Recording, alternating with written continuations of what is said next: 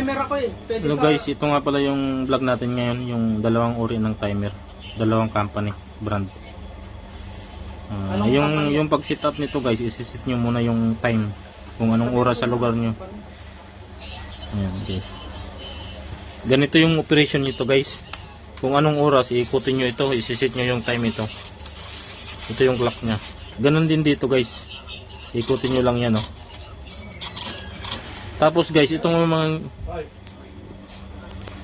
4 hours. Yan siya guys oh.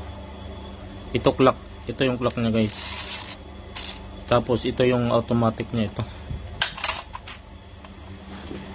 Ito yung automatic nya. Auto on off yan. Manual on off yan.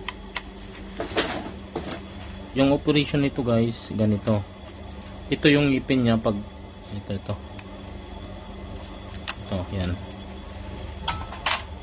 Ibabalik mo siya dito. Kailangan mo na guys, i-set mo muna siya. Yan, ilabas mo muna lahat ng ngipin. Yan. Nakalabas na lahat ng ngipin. Tapos ito tanggalin natin to. Yan. Tapos guys, kung anong oras yung isi-set nyo, isi-set natin ng alas 3. Inaset natin ng alas 3 guys. Yan guys, pares lang yung operation nito guys.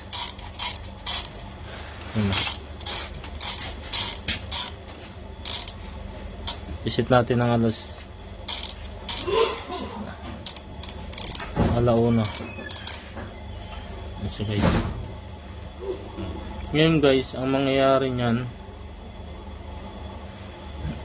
ito alas 3. Pag nilabas mo ito dito, yan guys, yan guys,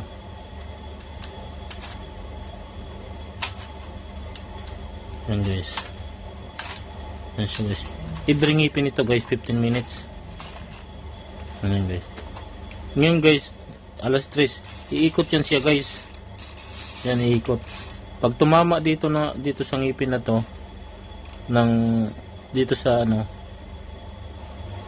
alas 12. Yan guys.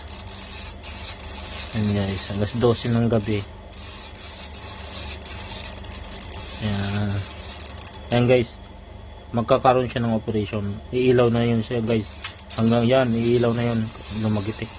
Pag hanggang alas 6, alas 9 dito guys. Lang iikot niyan guys. Yan. Mamamatay siya ng alas 9 guys. Yan. Patay naman siya. Ikot naman siya ng patay guys. Yan.